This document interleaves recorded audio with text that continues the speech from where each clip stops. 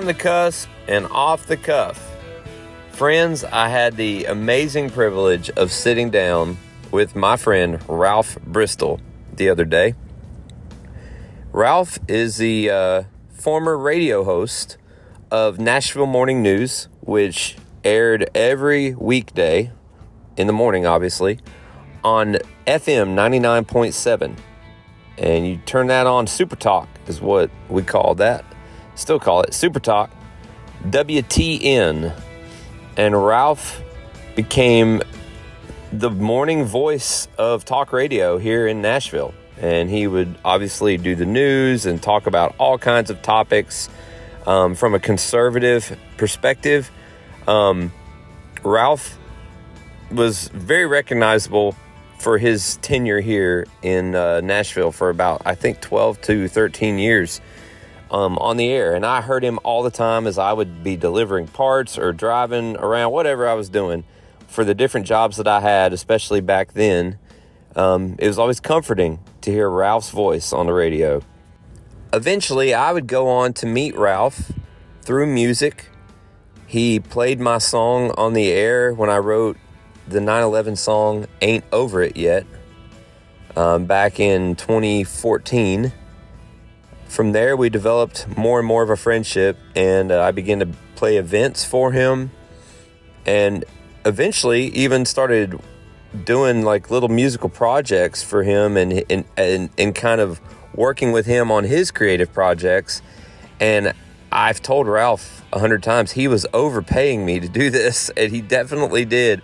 I still feel like I owe this man money. He's treated me he's been very generous to my wife and I, and supportive of everything we do. I remember when Amy and I put out our Faith and Family album. That was our first project together we did.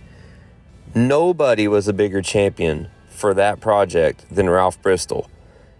He had us come to his house, and he recorded an interview where he interviewed us on every single track. He asked us about every single track on the album. It's a dream interview to do for when you're a musician and you put out a record and you've got so much love and blood, sweat, and tears on every single song on the project. And this was like a 16-song project. It was about a 1-hour interview. He did this and aired it on the radio here in Nashville. The honor of getting this kind of airtime in Nashville, you know how hard that is for people? It's a very coveted thing to get that. And we weren't necessarily getting that because of our talent or because of our credibility. It was because Ralph believed in us. So in this interview, I was surprised that he opened up about the final months and years of his radio broadcast career and the regrets he has. It did surprise me. And he goes into a lot of the details of things that went on behind the scenes at the radio station, things I have never heard before. It opened my eyes to the way talk radio has changed over the years, the way it all works. And you know, seeing the regret, hearing the regret in Ralph, in his voice as he talks about all these things and his aspirations of what he originally wanted to do. I felt bad for him, but I also know, and I feel like I can say this. I know Ralph enough to say that he's a good man who he held to his convictions even when it cost him everything in the business. I tell you what, Ralph is a man of principle. And I learned a lot about him and his wife, his wonderful wife. They are awesome people, and I'm so excited for you to hear this interview. I hope you listen all the way to the end because it just gets better and better, and it really ends. I was almost emotional there at the end of this thing. So here we go. Ralph Bristol. I'm sitting here in Ralph Bristol's home, just outside of Nashville, Tennessee. It's actually in Nashville, kind of. It is. And I look up. We love Donaldson, Tennessee. Donaldson is the heart of Nashville. It is. Yes, you're right. No, it's beautiful. I love it here because you have access to everything without going downtown. Close to the airport, but far enough away that we don't usually get planes flying directly over our head. Oh, yeah. But we can pick somebody up from the airport in 5 minutes if we want to. You know? Yeah. Well, we used to be able to until airport traffic got so impossible that you can't pick somebody up from the airport anymore. Don't even try it, folks. That's true. But they've been doing all that construction over there, too. It's a mess.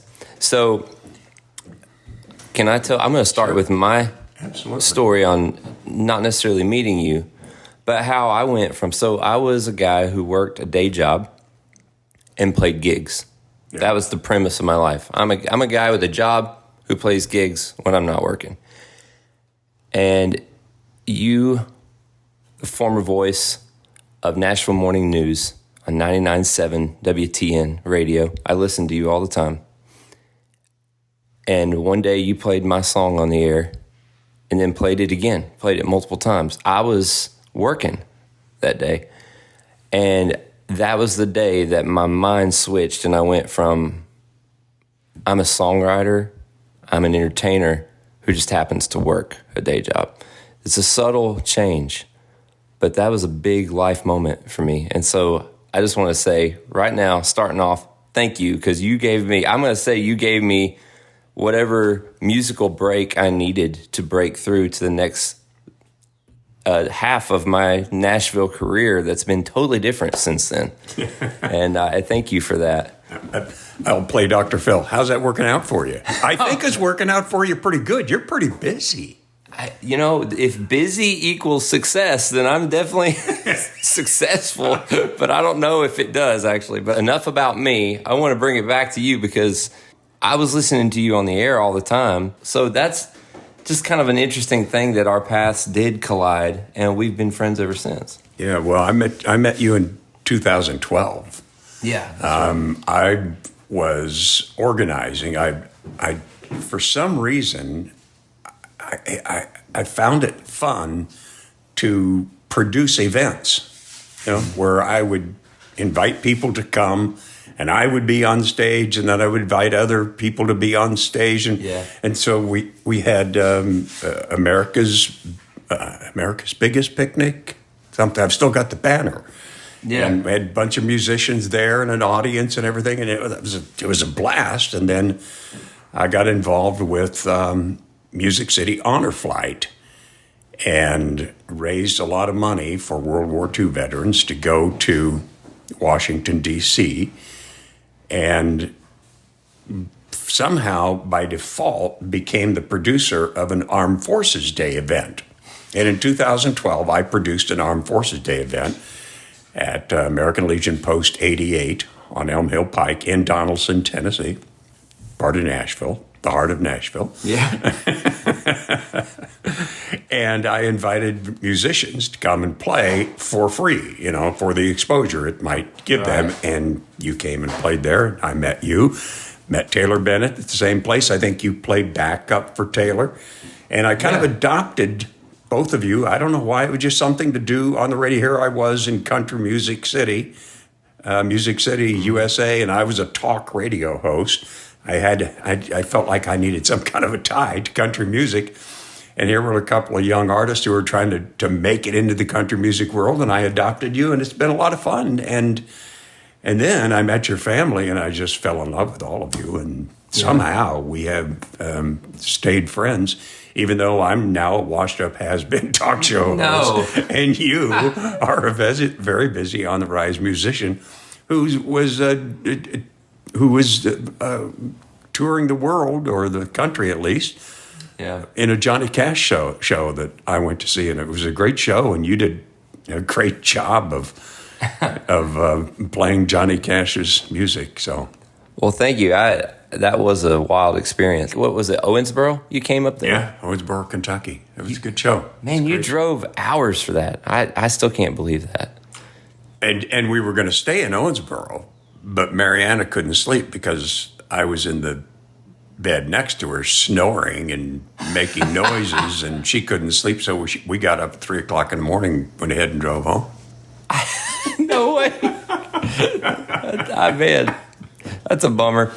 Anyway. Yeah, so, yeah. So, I mean, you kind of answered the question I was going to ask you, which is, why would an up and rising musician who is so busy he can find time to do anything, want to interview a washed-up talk show host like me and ruin the ratings for his podcast? Well, first of all, I reject the premise of your question because you're not a washed-up broadcaster. So when I saw you in Owensboro, I longed to interview you right then. I thought, oh man, I wish we could interview I wish I could sit down and talk to you because you've interviewed people. I mean, that was your job. You were on the air. How many years were you on the air total, not just in Nashville? 44, I think it was. Let's see. I got out of the Air Force in 1975. I went back to college, got a part-time job at WMRY in Nashville, in Belleville, Illinois, owned by the Catholic Church. Played elevator music, and on weekends it was my job to babysit the station from 6 a.m. to 6 p.m. on Saturday and Sunday, so that would have been in 76 and 77. So if I start in 76 to 18, what is that? 24 and 18, 42 years. Yeah, 42 years on the radio. And in Nashville for 11 years. Got here in 2007, left in January of 2018. After finally getting my boss to fire me. It took me 4 times, but I finally got them to do it. Now, see, I didn't know what I can or can't talk about on this. Oh, yeah, it's my favorite subject to talk about. Well, talk radio is a funny thing. Yeah. You asked me a great question. Can I back up? Yeah, sure. No, yeah, absolutely. You asked me a great question. You said, name the people and talk about the people who influenced your career. Mm-hmm. So that's an interesting question. So I decided to narrow it down to 5. I start with my family. Grew up in Valentine, Nebraska for the first 17 years and lived a life of absolute freedom and independence. As close to freedom as independence as you can possibly get. First of all, I was a kid, so I wasn't responsible for anything, and my parents let me do practically anything that I wanted to do. Wow. My dad worked for the post office, but otherwise he had his own side businesses. First, we were a little dairy farm. We had 4 cows that I helped milk in the morning before going to school. And then a dog business, a Labrador Retriever dog business, where Dad raised and sold and trained Labrador Retrievers and taught us kids to train them as well. So we were sort of an independent family. Mom had a huge garden that she grew, every vegetable that you can possibly imagine and fruit that you can imagine. And we had a fruit cellar under the house with canned vegetables and fruits and all that good stuff.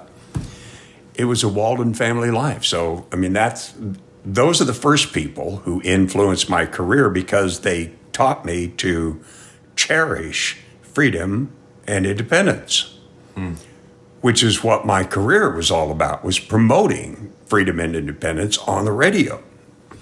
Second person was a teacher by the name of Mr. Long. He was my speech teacher, and he taught me to get over the butterflies and fear that everybody has, except maybe you. Getting in front of a live audience, and because when I was a kid, I was wallflower.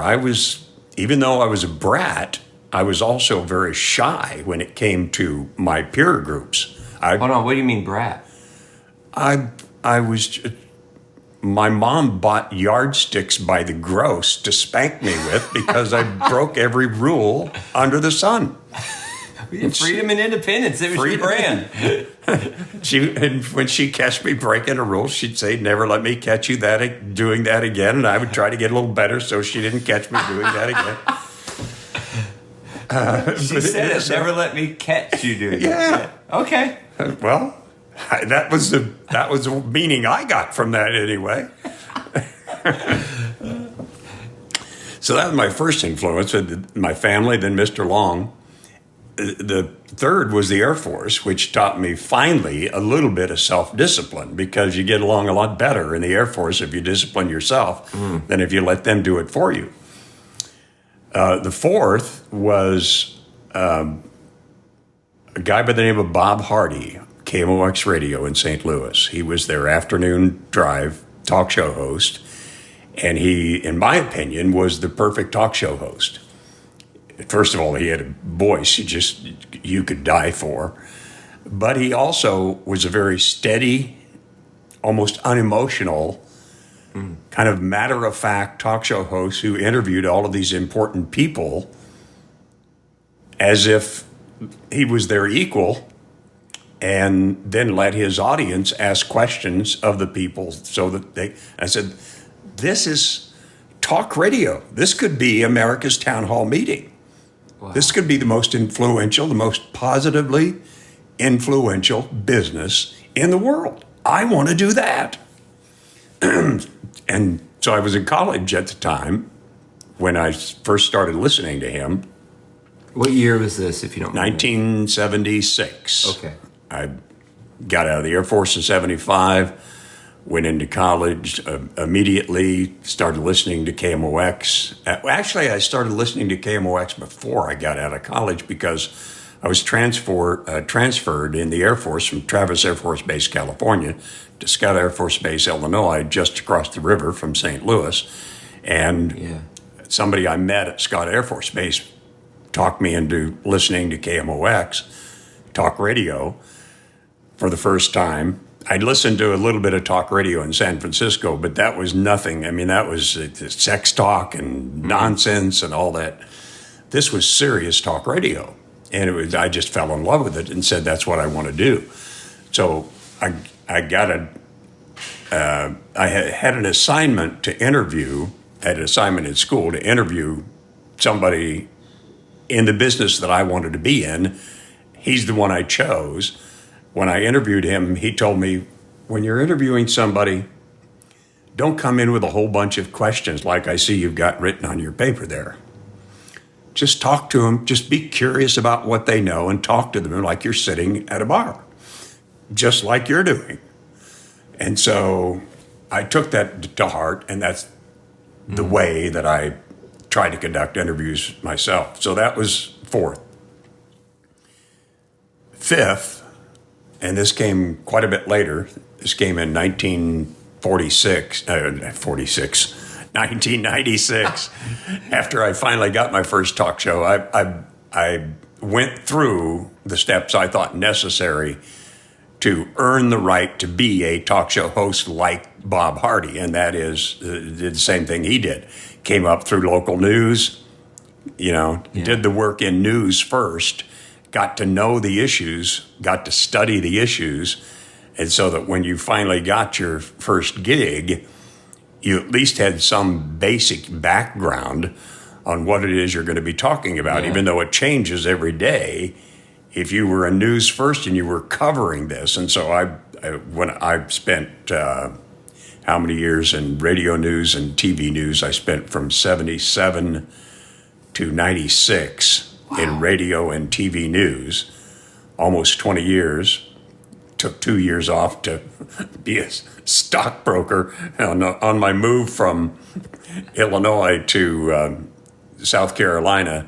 I didn't have a job lined up. I was just looking for a job, and somebody offered me a job as a stockbroker, and I accepted it and spent 2 years, the worst 2 years of my entire life. It was just horrible what I had to do to be a stockbroker. Wow. The studying was okay. Passed the Series 7 test, even though I had a headache that day. I passed it at flying colors. But the work itself, the cold calling people that I don't know and offering this we used municipal bonds because they're tax-free bonds, and we were calling old people who might want tax advantage for. So it was just horrible. Got back into talk radio and spent the first 9 months being an afternoon drive newscaster, and then constantly badgering my producer, my program director, and my general manager to let me be a talk show host. And they finally said, okay, we'll give you a tryout. We'll put you on Sunday morning at, I think, 10 o'clock or something like that on Sunday morning. Not going to pay you anymore, but we'll give you 2 hours to show us what you can do. And I spent 9 months doing that 2-hour show on Sunday morning. And that's where I ran into Marianna. Yeah. And in, I think it was the fall of 96. Yeah, it was the fall of 96 during the 1996 presidential campaign. I had a live show that I was supposed to do at a Republican convention at Wofford College, where she was career services director.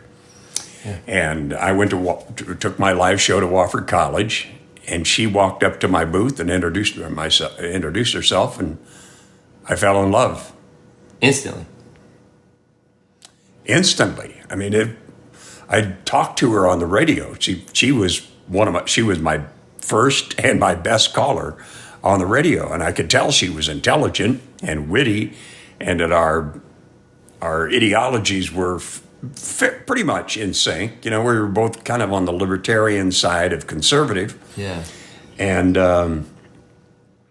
when I didn't expect her to be the most beautiful person that I'd ever seen in my life, and when she was, and she showed an interest in me, I said, well, this is too good to be true, but I'm going to go ahead and follow it anyway. And as it turned out, it wasn't too good to be true. It was true. And so I've been with her ever since. It took me 10 years, or almost 10 years, to get her to marry me, but she finally did marry me, and we came to Nashville and lived happily ever after. But her influence in me, she wasn't interested in talk radio because she was interested in me. She was interested in me because she was interested in talk radio for what it was doing, which was giving voice to people that she didn't think, had voice elsewhere. And she was a big talk radio fan. She's called Rush Limbaugh. She's called every talk show host that you could name, and some that you can't name. And they were just as impressed with her on the air as I was. But I got to marry her, and they didn't. And every day when I'd get off the air, she would do the post-game show. We'd have to talk about what I talked about on the air, and she'd correct me where I was wrong, and she'd challenge me. And so she forced me, and this is a long way to get to. She was the coach for my entire career, who forced me to get my shit right, or else I was going to catch it when I got home. So she was listening to your shows of course. All the time. She called into my show. Most talk show hosts' wives don't call into their show, but Marianna was my first and best caller, and I wasn't going to tell her once we got together that she couldn't call anymore, because the first thing she would have done was drop me so that she could call into the show. And she's here. Maybe we'll get her in on the show here in a little bit. She insisted that she was not going to participate in this. I thought maybe we could drag her in, but... my little podunk deal, I understand. This is kind of below her standards. So, well, that may be. She's a very smart person, that's for sure. I like how you didn't argue with me. So, I want to ask you something as a performer. There's something to, like, when I grew up watching sports, whether it was Michael Jordan, the Super Bowl, whatever it was in the mid-late 90s, I was always captivated by the moment right before kickoff, right before tip-off. You'd see the energy and the sense of urgency in the fans, just everybody's tense. It's the television builds up this drama too, and then the game begins.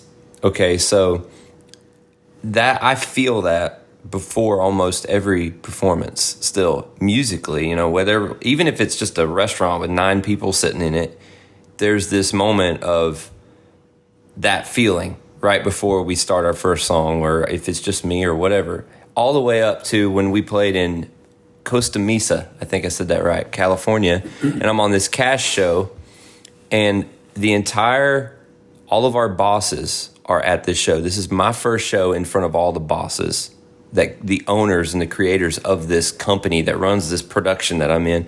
And there's also almost 4,000 people in the audience. And so I felt that there. I feel it down on Broadway in Nashville.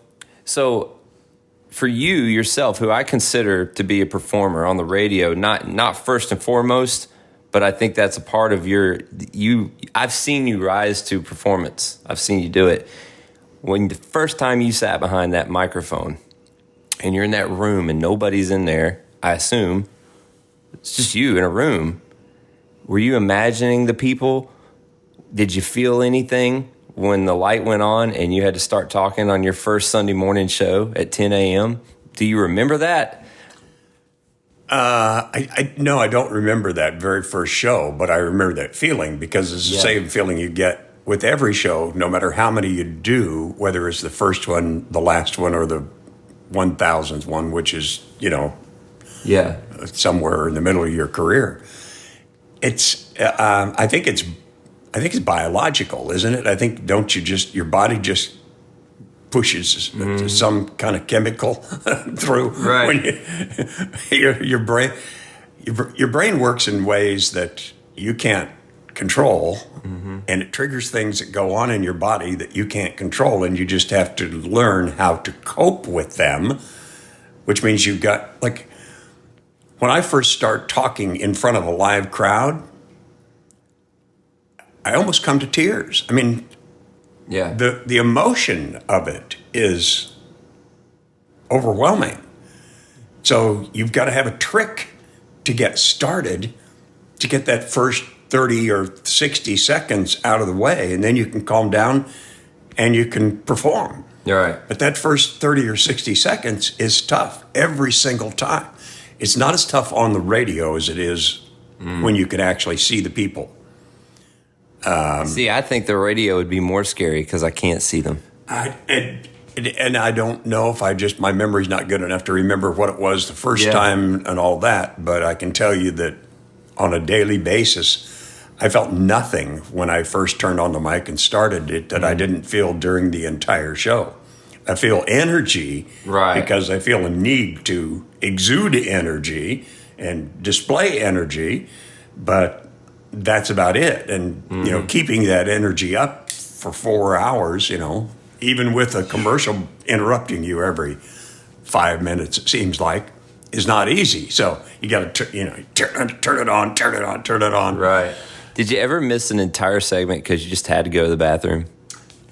I don't believe I ever did. I'm sorry, that's an unprofessional question. No, it's a fear that every broadcaster has, is that you just, and there are times when, you feel like you're just not going to be able to hold it. You somehow managed to until the commercial, and the joke was back in the days when every record had to be shorter than 2.5 minutes, and I'm sure you remember that. Yeah. And that every broadcaster had to be able to pee in less than 3 minutes. Yeah. Well, that's why they started to like Hotel California. That's why it took off. It was a 6-minute song or something. Oh man, I can get coffee. I can go down to the gas station, get a snack. That's what I heard anyway. The DJs loved that when that came out. Yeah, but the program directors hated it because program directors. Oh yeah. Well, hold on. What do you not like about program directors? I hate program directors. Program directors care about one thing and one thing only, and that's ratings. And that's good because, without ratings, you're not going to get as much for your commercials. You're not going to earn as much. If you don't have any ratings at all, you're not going to stay on the air and all that. But yeah, I think this focus on ratings just it corrupts. Power corrupts, money corrupts, and elections corrupt, ratings corrupt. Yeah. It's just one of the many corruptive forces in our life that doesn't let you do what is best for you and for your audience. And I had this corporate program director one time. He was a Cumulus program director. By the way, he didn't last very long. He was hired, I think, 2 years before he met me, and he was fired 6 months after he met me. But he told me, he said, I've heard a lot of talk show hosts in my life, and you are the best teacher I have ever heard as a talk show host. Wow. But we don't have a need for teachers. So you need to change the way you do your program. You gotta dumb it down. You're driving people away. Wow. My ratings weren't that bad. They weren't great, but they weren't that bad when he told me. But I ignored him like I ignore all talk show hosts, and I just do what I think I should do. I heard a great line the other day watching Blue Bloods, and the police commissioner was talking to the mayor, and the mayor said, "You disobeyed a direct order from me." And the police, Mr. Reagan, Frank Reagan, said, "I work at your pleasure, Mr. Mayor, but I take orders from no one." And that's the way I conducted I didn't say that, but that's the way that I did my career. I worked at their pleasure, and they could fire me anytime they wanted to. Mm-hmm. But they couldn't tell me to change the way that I was doing things. They couldn't tell me what I could and couldn't say. They couldn't. And so I said a lot of things that they didn't like and on the air, and I got scolded for it several times and finally fired for it. And that's just the way life goes. Some things are more important than the salary that you're earning, and it got me fired. But I was ready to retire anyway. I'd actually discussed with Marianna sometime, probably about 6 months before I was fired, retiring at 68 rather than waiting until I was 70. And she says, "Well, what do you got better to do than earn $200,000 a year?" Well, nothing really. So I'll keep working. But my heart wasn't in it, particularly in the last year or two, because of the corrupting influence that I saw talk radio having and participating in on society as a whole. You're going to be the first person who ever hears this in a broadcast or anything like that. I regret my career as a talk show host, because what I saw Bob Hardy doing in KMOX is nothing like what happens on talk radio today. Talk radio today is all one-sided. Most of it is conservative, but liberal talk show hosts are the same way. They preach one side, and they get a lot of fans for preaching that side, and then they charge a lot of money to their employer and they make everybody makes a lot of money. It is a very, very profitable industry. Our company went broke because a lot of stations couldn't make any money, but the talk radio stations were making money. It's very profitable, but it's corrupting. It's corrupting our society, and the whole country has turned into us versus them now, rather than, hey, we're one country. We were designed to have to get along in order to maintain the republic that our founders had for us, because our laws have to be approved by first a Congress elected by a people, and then a president elected by all of the people, and then it has to fit within this Constitution, which guarantees all of these rights and those rights. Yeah.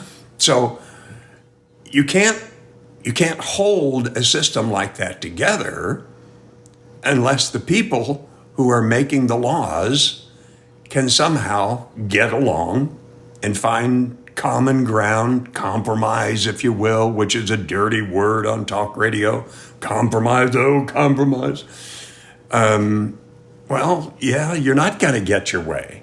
Nobody's ever going to get everything that they want in our country if our country is working right. Everybody's got to give something, and to get something, everybody's got to sacrifice a little. And as long as we can do that and be relatively peaceful, we can be the strongest, richest country in the world, and we can be an example for others. And we've lost our way completely. Yeah. And it's we, the people, who have lost our way. And the media is partly, not all, but partly to fault for that. And talk radio is right at the front of the media, talk radio and the copycat media that are all one-sided on the internet and on TV and elsewhere. The media has failed the people, and the people are now electing members of Congress who are failing them too. So you were a part of talk radio from 96 to 2018, correct? About a little over 20 years. 20 years, over 20 years.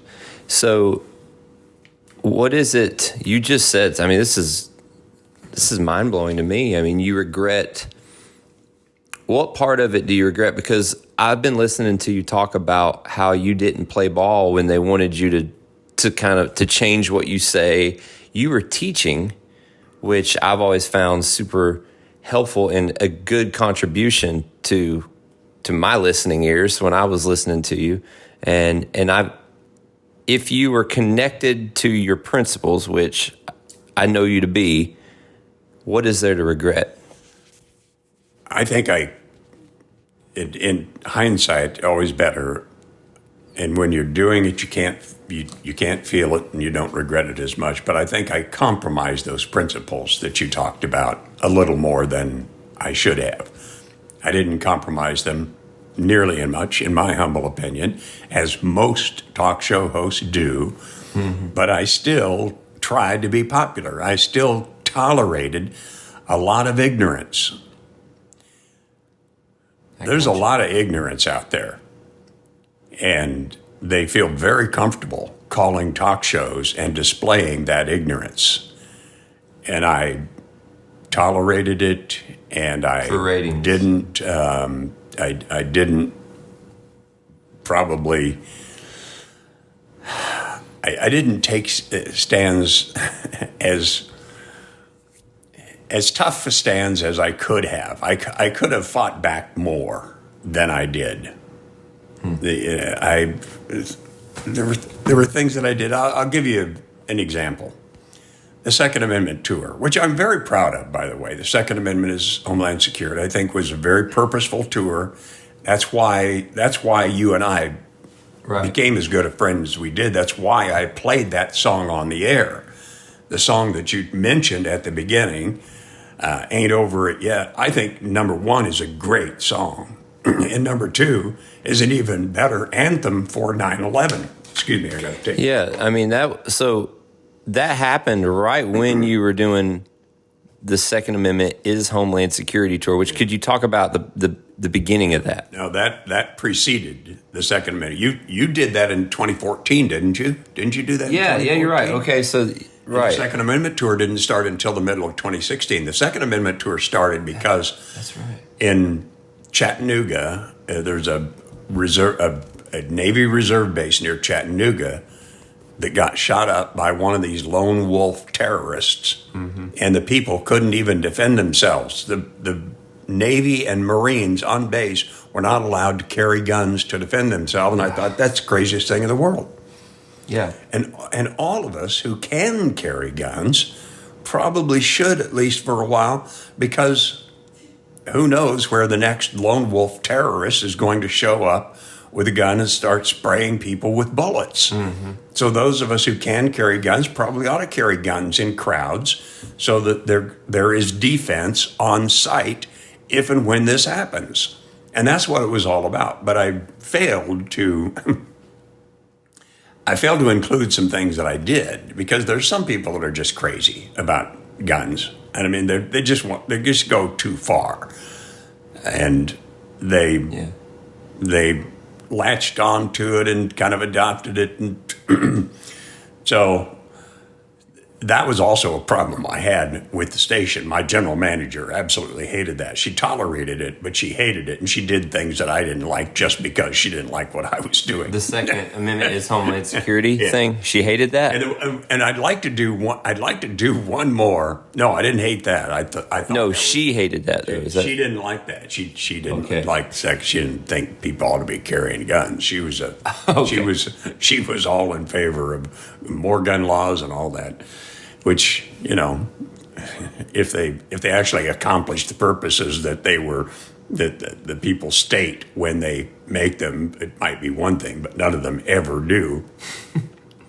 But what I didn't do is try to encourage people, and nearly as much as I should, to be responsible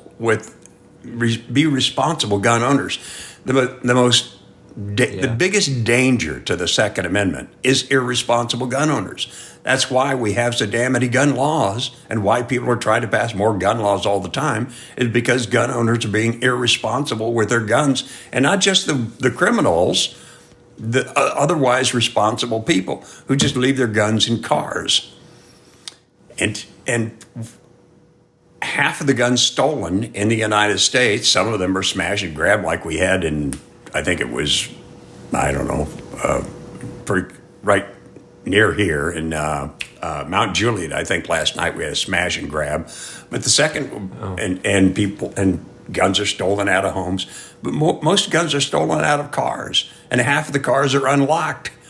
Who leaves a gun in a car unlocked? It's like an invitation. Yeah. And I had somebody, while I was working at WTN,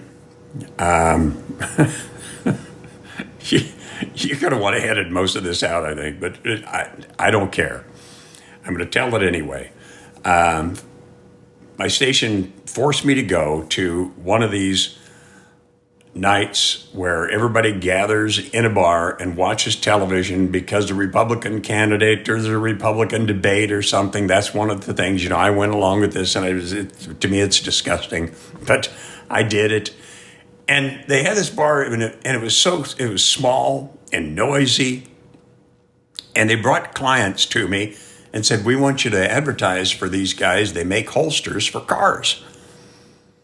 I said, "Well, I can't interview you now. First of all, it's so noisy. I can't hear. We can't carry on a conversation. So I'll call you tomorrow, and if everything's okay, then I'll endorse your holsters, and maybe we'll sell a few holsters for you." So I called him the next day, and we talked for probably a half hour. And during that time, he told me he didn't have a carry permit. So he puts his gun in his car. He leaves it there all the time, in the holster, in plain sight, at home, at work, everywhere he goes. Terrible idea. That's the dumbest thing in the world. And so I told him, I said, "I'm sorry, but I can't advertise for you. Because I think what you're doing is irresponsible. First of all, one of your children, he had 3 children, one of your children could get the gun and shoot himself, or one of his brothers or sisters." He said, "Well, what do you want me to do with it?" I said, "I don't know. That's up to you what you do with it. But just don't leave it in your car all the time, and especially in a holster in plain view." The holsters were designed to be, and you could see them. I see. Yeah. So I said, "Oh, no, I can't." And he called the sales manager and read him the riot act. And the sales manager told the general manager. And I was in a meeting he called, not the sales manager, he called the salesperson, the account executive. So I was in a meeting with the sales manager and the program director, and the general manager burst in that, "Ralph, who the hell do you think you are? Telling a client how to run his business? Don't you ever. You go to the salesperson, you go to the executive, blah, blah, blah, blah." And she just, for 5 minutes, just screamed at me. That was probably about, 6 months before. No, it was during the, when was, let's see, that happened during when Trump was running against Hillary Clinton. Okay. And there's an event I think it was a debate between Trump and Clinton. That's what it was. It was a debate. The thing is, a radio station hosts a debate night. If you want to watch a debate, do you want to watch it in a bar with your friends, with the radio station, with all of the distractions involved in that, and the noise? No. You can't watch a debate. But they're watching a debate. They're treating it like sports. Yeah. It's just yeah. the two teams are playing against each other. See, no, that's the thing. You treated it seriously because you knew all of these things had serious outcomes. But the debate, the advertising for a product that you felt like was not a very safe and it wasn't a good product. So I actually see you as you're fighting all of these issues as really trying to be the solution to the things that you see wrong. It was a bad format. I shouldn't have participated in it. I was on one side all the time. I was always making arguments on one side. I didn't bring people in who Democrats wouldn't come on the show. They just wouldn't come on the show at all. I did invite a few Democrats. One or two did once or twice, but that was the exception. Yeah. Only Republicans would come on the show, and it was all one-sided, and I didn't argue with them that much. I just, here's your Republican, here's what he thinks, he's in Congress, whatever.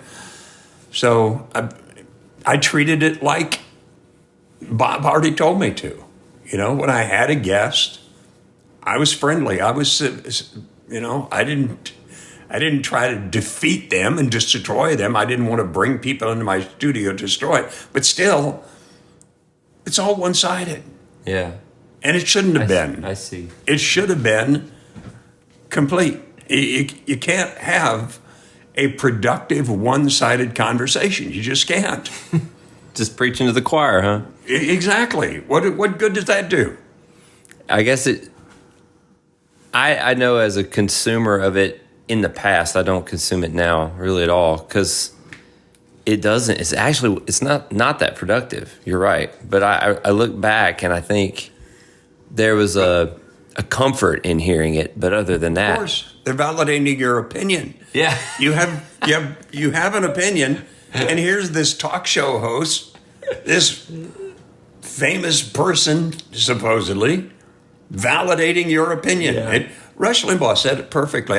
So long ago, because people ask him all the time, what makes you so successful? And his simple answer was, I'm just better than anybody else in validating the opinion of all of these people. I just discovered them. They're out there. Yeah. I mean, it's almost half of the country, if not half of the country, and I'm better than anybody else in validating their side of the argument and making arguments for them. Wow. Well, yeah. That's okay, but is that really what a person in the media ought to be doing? I guess I think of a talk show host, a responsible talk show host treats it like public affairs. You don't participate in the side. You're the moderator. You're not the arguer. You're not the presenter. You're not the expert. You're the moderator. You got to know enough so if some expert says something stupid, you can say, "Hey, that's not right." Yeah. And so that you can, at least hold people's feet to the fire, as everybody likes to say. No, you just hold people accountable for what they say, but you're not the expert. And Rush Limbaugh changed it all. When Rush Limbaugh became successful, talk radio changed. Fox News came along. MSNBC followed because they thought you needed a balance to Fox News. And that's all we have now is one-sided media. And then comes along social media. And not only is it all one-sided, most of it is pure bull, you know what. Yeah. And that's where people get their information. That's where they get their worldview. The algorithm is sending everything, just like talk radio. It's just validating stuff to that person because whatever. For instance, I see a lot of Johnny Cash, Elvis, Michael Jordan on my algorithm because it knows I like it. Sure. Absolutely. Yeah, so we've created all of these little, what do they call them? Something, little tunnels, something. Basically where everybody is the choir being preached to. Now, let me ask you, did you see yourself as a journalist in a sense, or do you wish that you could have been more of that? I should have been a journalist. You really need to make a distinction between a journalist and a talk show host. A true journalist, if you read the journalist ethics, if you read the code of ethics that journalists are supposed to live by, then then you do want to be the best teacher there is. Mm-hmm. The single best teacher in all of journalism is the best journalist, because that's what journalism should do, is teach, so that the people have a source that they can go to and they know it's reliable, because this person doesn't care if you like them or not. They do not care. They care whether you hear the truth or not, and not just part of the truth, and not just one side of the truth, not just hand-picked parts of the truth, but the whole truth, the whole relevant truth. Now, it's not easy to be that perfect journalist because we all have opinions. We were all, we run in different circles, and we are affected by that. Everybody is affected by peer pressure. And that's why most journalists tend to like Democrats better than Republicans. Yeah. Because they live with them, they follow them. They think like them, because when you cover government, you get to know government, you get to know the people in government, and you have friends, and all of a sudden government is, you got to work really hard to stay objective as a journalist. As a talk show host, you don't have to even try. You're not supposed to be objective. You're supposed to be the best at validating a certain segment of the audience. You don't want the whole audience. Nobody can get the whole audience. We recognize as radio people that the audience is segmented. Some of them like some things, some of them like other things. So you be the best at delivering one thing to them. Right. And you know that there is a big market for that one thing. And there was, and there still is. And I delivered to that market.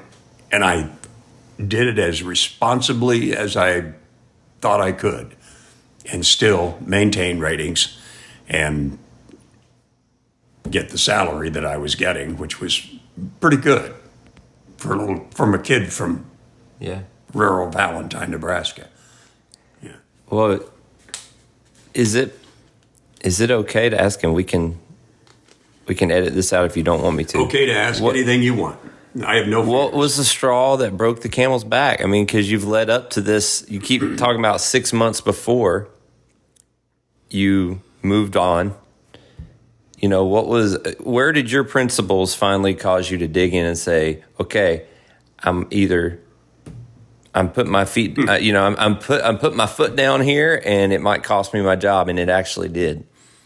Because that takes a lot of courage. We had a segment in my show called Dr. Sanjay Gupta, or he was the host anyway. He did a 2-minute segment every day that played in my show, and a lot of times he would promote more gun control and more gun laws, which of course didn't fit with my audience at all, and I got a lot of hate calls because of it. So I asked him, Dr. Dr. Sanjay Gupta. And he's talking about gun laws. He talks, he gets into politics. I gotcha. Okay. A lot more than a doctor should. Okay. And then in 2017, it was in early 2018, when it was Trump elected in 2018, or no, he was already elected in 2016. Anyway, he went to the doctor, and it came out, and it came to be that he had cholesterol. Well, his cholesterol was a little high. Trump. So Gupta came out with this report that Trump had heart disease. He caught a little bit of flack for it, and he defended himself, and he thought it was important that the country know that their president does technically. If you've got high cholesterol, you've got heart disease. And I thought that was getting a little too more into politics than a doctor ought to be getting. And I said so on the air. And I said, listen, I have asked repeatedly for the management to take him off the air. And I just sent an email to my program director saying, could we please get him a better place in the station? Now, I'm not asking you to take him off the station. Just get him out of my program. Right. And he wrote back and he said, sorry, we've got a contract. We can't break the contract. And I read his email on the air, knowing... Because your audience needs to know. Yeah, why we can't get him off the air. And that was the straw that broke the camel's back for them, because it wasn't the first time that I had, read things on the air or said things on the air, repeated things that were supposed to be private company information. So that was the excuse they used for firing me. And I kind of thought they might when I did it, because they had warned me several times before, never, ever to use private company information on the air. You're not allowed to do that. And I said, well, the audience needs to know this, so I'm going to do it anyway. You had such an authentic relationship with your audience. You still do on social media. Well, I hope so. I don't have anything to hide. I appreciate what I've learned. I mean, I'm 74 years old. You do learn a lot of things while you're growing up that are useful to other people. Mm-hmm. And you, since I've been in this business covering politics all of my adult professional life, I can't just not read it and have thoughts that I think, these thoughts might be useful to somebody else. So I go ahead and I write them down, and I just enjoy it anyway. I'm a writer at heart. I should have stuck with writing. Should have never gone into broadcasting in the first place. I should have been a journalist and then a columnist, and I could have lived forever and worked forever and died happy instead of regretting my work career. I do. I actually regret the things that I did that made me the most money. I don't regret them to the point that I would take them all back or anything like that, but I could have done so much better if I'd stuck to my initial plan to just simply be a moderator, bring in a whole bunch of guests. Now, program directors would have hated it. They would have told me I can't do it. But if I just stuck to that and done it, I think I would have enjoyed it a lot more and been more productive. Well, been a journalist instead of a talk show host. Television, I mean, they do that on there. Yeah. So what do you think about like these Fox News segments over the years where they have, quote unquote, both sides represented in these debates, like Sean Hannity or whatever? Do you have thoughts on, because that sounds like what you're talking about, but is it? No. It's all Democratic and Republican talking points. And those aren't real debates. They're political talking points designed on both sides to pretend to inform, but rather misinform and deceive. And that is almost all political speak, is that, and especially on the TV talk shows. Now, members of Congress use the same talking points, but if that's what they believe, if that's what they're going to act on, we should know that's what they're going to act on, and we need to hear them say that. But then we also need to have serious people on the side, having serious conversations who disagree with each other, like they used to have on Firing Line. Remember, you're too young to remember Firing Line with William F. Buckley. But conversations like that on a regular basis, all over the place, radio, television, newspapers, and elsewhere, to really inform the public without fear, without thinking one way or the other about one side gets elected or the other side gets elected, because all Democrats and Republicans care about is maintaining power. They love exercising power. Yeah. And power corrupts. And most of them are corrupted to some degree. Even the people that I like. As people, I like them. And I understand that their positions corrupt them. I was in a position. I wasn't corrupted, but I wasn't as, I didn't do what I wanted to do. I worked in a system that was almost systemically corrupt. There's a parallel in some ways. It's different, but the music business, and I've already spent years adapting. So when you first played, a song, my song, we talked about 2014. I can't believe that was 10 years ago. Yeah. So great song.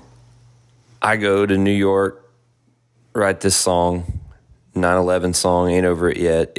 It comes from a pure, almost Pollyannish songwriter perspective, where I just sit down with my guitar, write this song, and we were going to rehearse it, but we were in a recording studio, and we were all so emotional over it, we said, go hit record.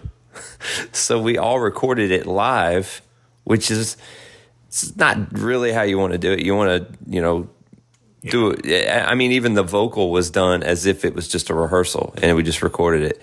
And then that night I messaged you because I'm caught in the emotion of this. And I think the next day, or it was one of the anniversary dates of 9/11. It was 2014. The third anniversary of 9/11. Or the 13th.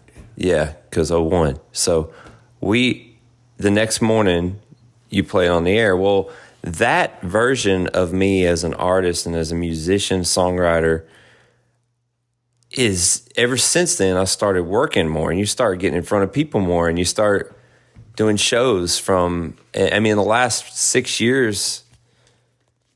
I mean, I don't even want to go through that and catalog that right now on as I'm speaking, but just say there's all these audiences, all these different venues, from bars to barns to churches, and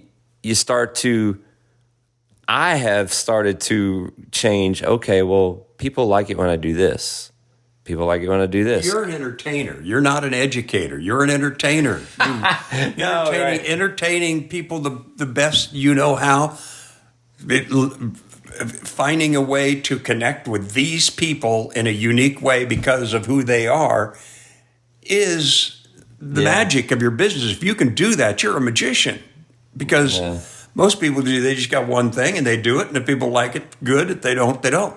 But there is that point, and not necessarily that I've hit, but when you talk to people that get in the record business and what you got to do to maintain, and the mass appeal is way beyond where I'm at. There is that same sense of regret that almost all of them have. That, man, I lost my original, lost my soul. Yeah, I sold my soul to the public. I gave them what they want instead of what I am. And I do that 20 times a night in a bar. Yeah. In little micro ways.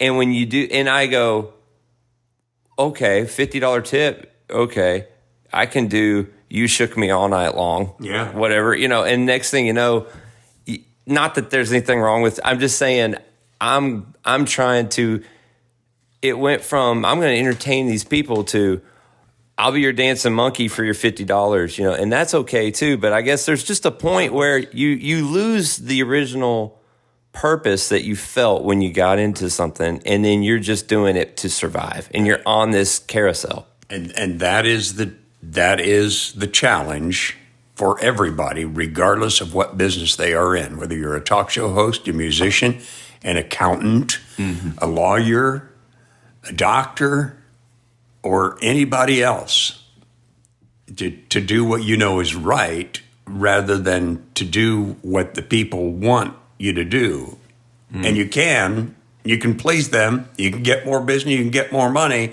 But if you do what's right, maybe the checks aren't going to be as big or the tips aren't going to be as big. It matters more in some businesses than others. Thankfully, you're in one of those businesses. It doesn't matter. It doesn't matter. You give the people what they want, make as much money as you can, but make the music you want to make too. And it's becoming less and less about that because, you start off imagining being a chef and then you get a pretty good job at Steak and Shake. You go, well, hey, I'm just making. They've got the ingredients, they have the recipe. I'll just throw this together. If you want to keep risking it and become a chef, you can take those steps. And I've maintained somehow up until this point, keeping one foot here in the world of cover songs and entertaining people and staying busy, and then one foot in songwriting, original music, making records with my wife. Another buddy of mine, we're working together. So I keep one foot in there, one foot over here. But moving forward, I'm trying to see where's the payoff. I got kids. What's paying me the best, and where does my talent intersect with the market? And do you have any advice? Do you have any thoughts you could share on here? Because you've seen it for 10 years. Don't feel on the spot. You don't have to. But. I feel your pain. Thank you, President Clinton, for coming up with that, because it is actually a great phrase. I feel your pain, and everybody's pain is the same, because we all have to make that decision between what's in our heart and what needs to be in our pocketbook. What's in our soul and what needs to be in our pocketbook. And thankfully, both you and I have wives that keep us grounded somewhat. I don't know what kind of talk show host I would have been without Marianna. Yeah. And her making sure that I believed everything that I said and I could back it up. Because she would challenge a lot of things that I said on the air. She would argue with me and sometimes she would change my mind a little bit. But she would always make sure that if I said something that maybe she hadn't heard before, man, I better be able to back it up. And just ethical issues. That's a very fine point for her. I mean, it's a very important point for her. And I knew that. Trust. I have worked my entire life trying to get her to trust me completely, and I don't think I'm 100% there. I think I'm in the 90s somewhere, but I don't think I'm 100% there. And to be trustworthy, you actually have to be honest and sincere. Some things you can't fake your entire life. There's some things you can, and a lot of talk show hosts do fake it, but if you live with somebody and they know whether you're being honest and sincere or not, and they get on your ass if you're not, then, it just kind of becomes a habit. Oh, yeah. To take ethics seriously. Right. And so the more I took ethics seriously, the less attractive being a talk show host was to me. And if I took it too seriously, I probably would have lost all my audience. But fortunately, I managed to maintain at least some of them before I got the walking papers.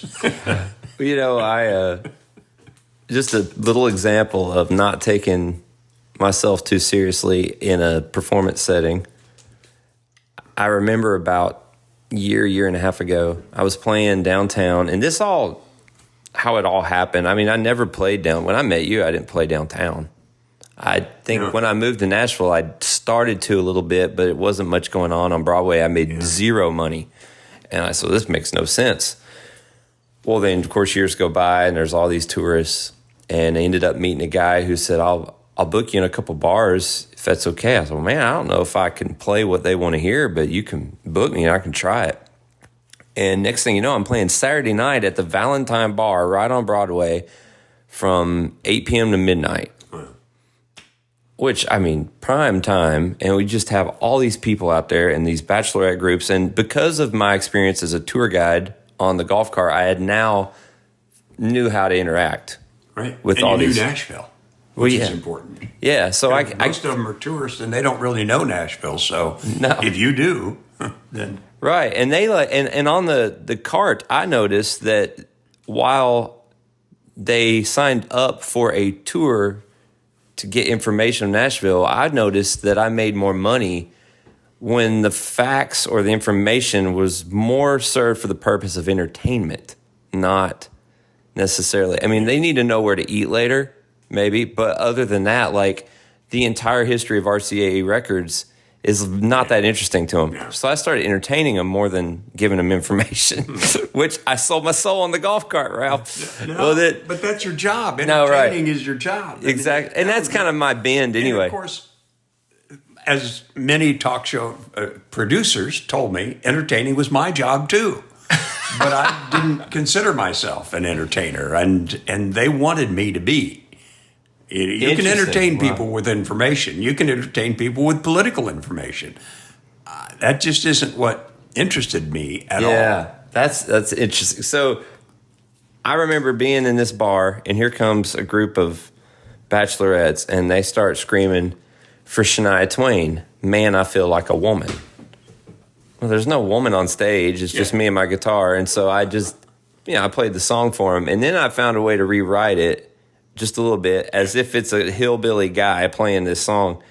And that song, that little bit, I call it a little bit, has made me more money on Broadway than anything I do. And I have so much fun doing it. And I realized that when I started, I'd write that song about 9/11 or what. And also, I'll tell you one other thing about that song. Mm-hmm. I met some guys, I don't know if you know this, about a year ago. I was walking in to that same gig, Valentine Bar. Right. And I saw the 9/11 memorial truck with the Tunnel to Towers thing. I don't know if you've ever heard of this. They have a museum on wheels, and they had it set up, and it was March of last year. So I just walked over and was looking at it, and these guys saw the guitar on my shoulder and wanted to know where I was playing later. And then I got this feeling, give them that song, which I just happened to have in my guitar case. I never hand that song out. I'm almost embarrassed to be that guy anymore. Oh, here's my song. Yeah. But I just felt this urging, hand them the song. So I did. And they're these New York firefighters. They were there on 9/11. They're, oh, look at this, get out of here. And they're like showing it to each other. We're coming to see you play. And so they come see me play. They demanded I sing the song on a Saturday night in the bar. Yeah. So played the song, ended up getting invited. If you come to New York and do the Tunnel to Towers 5K, we'll hook you up with a VIP tour of the 9/11 Museum. So that's what we did. September, my wife and I and the kids, we went to New York City. I ran the 5K, which I'd never done anything like that in my life. Oh, wow. And it was so emotional because it's in memory of the guy, Stephen Tiller, who ran from his fire truck to the towers and then ran in, and the towers came down and killed him. Mm. But he was stuck in the traffic leaving his shift. He could have just gone home. Yeah. So that's what started this whole concept of Tunnel to Towers, is from that tunnel, I think Lincoln Tunnel. Anyway, we ran through that tunnel, and we're doing that run. And, of course, I'm just seeing the city as he would have right up to where there's no longer towers. And so that's emotional. And then you've got the 9/11 Museum tour. I take my kids through there. So I believe all of that just really started with you and our relationship and how I was able to move forward from that. So that's what I mean. I got one foot in that world still and another foot in just entertainment. And I will say this, last year, 96% of my income was music. 4% was joyride, golf carts. Yeah. And I'm only saying that on here because, not to brag, but to say, again, thank you. That turned, I woke up and realized I'm a songwriter and an entertainer who just happens to have a job. Before that, I was a guy with a job who was trying to go play music, and that was when it switched for me. So I call that a big break. So Well, I'm glad I had one purpose in life, and that was to help turn you. well, and I want to say something too about your perspective from where you're at. I've been listening to you talk about your career and the regret you have there. And if you listen to Tom Brady or anybody who's achieved great things like I consider you to have achieved a lot in your life, they remember the losses. They remember the things that they didn't do way more than they remember all the wins and all the success. That's just what stings the most is what you didn't do, and it's the passes that were dropped and the games you lost. And so I think that's human nature to do that. But I want you to know that I see you, and I see the wins. I see the victories. I see even that straw that broke the camel's back. I see that as a reflection of the thing that you don't see when you regret. I regret I didn't stand up more. Man, you were standing up all the way out the door, and that's just, that takes courage. That takes an inner sense of knowing who you are, a strength and a resilience that people don't have. And I admire that about you. I appreciate that. And Marianna's just not going to do it. She's not going to do it, is she? She's not going to come. I thought we could get her in here, but she's just not going to do it. She's saving it for the big leagues. That's what she's doing. Well, look, just so you know, this cannot hurt my ratings because I have none. Oh, okay. So, so you could probably, anything you say will not be heard. That was her question, by the way. What? Yeah, it was a version of her question. Okay. Yeah. Why would a popular, important guy like you want to interview a washed-up old talk show host like me and hurt his ratings? I have none, so she just doesn't know that. So, all right. Well, thank you for sitting down with me, Ralph. It was an honor. And it was an honor. Thank you, sir. Thank you. You're a gentleman and a scholar.